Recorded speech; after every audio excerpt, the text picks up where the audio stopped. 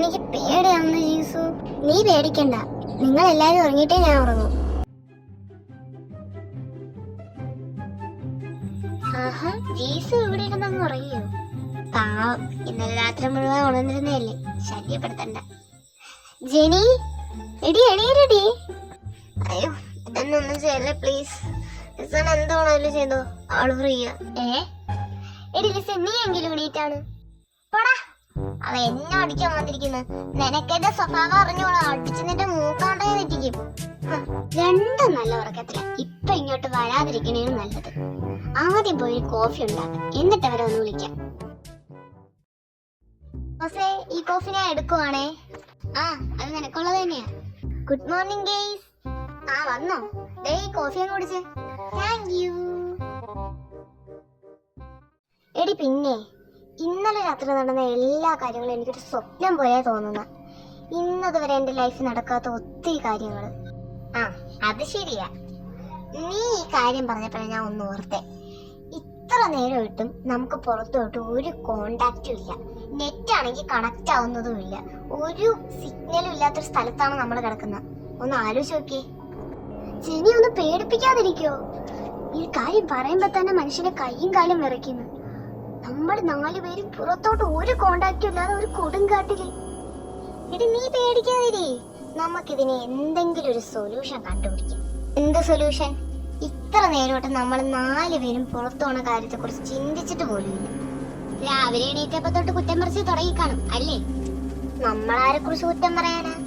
എന്നെ കുറിച്ച്, അല്ലാണ്ട് പിന്നെ ആരെ കുറിച്ചാ? ഞാനല്ലേ ഈ വീട് കൊണ്ടുവന്ന, അപ്പൊ എന്നെ കുറിച്ചായിരിക്കുമല്ലോ സംസാരിക്കുന്നത്.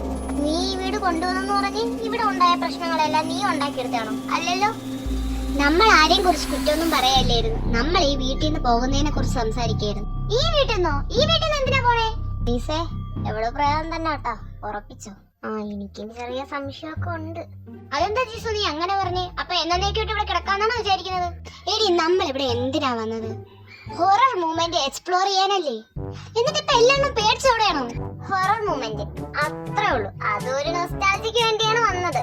റിയൽ പ്രയത്തിന് മുന്നേ പോയി നിന്നിട്ട് നമ്മൾ ഇവിടെ ഹൊറർ മൂവ്മെന്റ് എക്സ്പ്ലോർ ചെയ്യാൻ വന്നതാണേന്ന് പറഞ്ഞാൽ നൊസ്റ്റാൾജിക്ക് ഒന്നും നമ്മൾ പിന്നെ നൊസ്റ്റ അടിക്കാൻ കാണത്തില്ല. എടി ലിസേ, നമ്മളന്ന് പ്ലാൻ ചെയ്തപ്പോ നീയാണ് പറഞ്ഞ ഹോണ്ടഡ് ഹൗസ് വേണമെന്ന്.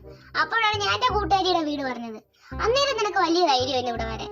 എന്നിട്ട് ഇപ്പൊ നീയും പേടിച്ചു വേണോ? ഞാൻ വിചാരിച്ചു നിനക്കെങ്കിലും കൂട്ടത്തിൽ ഒത്തിരിയെങ്കിലും ധൈര്യം കാണും. ഞാൻ പറഞ്ഞെന്ന് പറഞ്ഞ് പെട്ടിയും കിടക്കെടുത്ത് ഇങ്ങ് വരണോ? ജെനി, അടുത്ത പറയാൻ പോണ ഡയലോഗ് അറിയാലോ? പിന്നെ നന്നായിട്ട് അറിയാം. ഞാൻ കിണറ്റി ചാടാൻ പറഞ്ഞാ നിങ്ങൾ എന്റെ കൂടെ ചാടോ? സ്ഥിരം ഡയലോഗ്.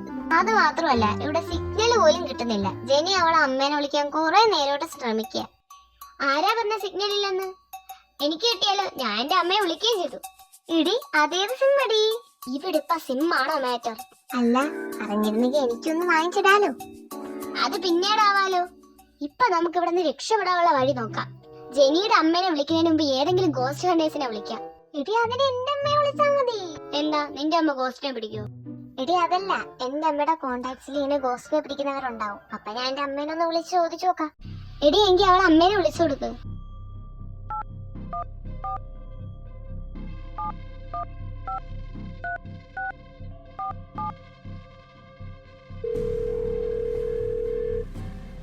എടി, റിങ് ചെയ്യുന്നുണ്ട്. ഹലോ മോളെ ജിസു, പറ.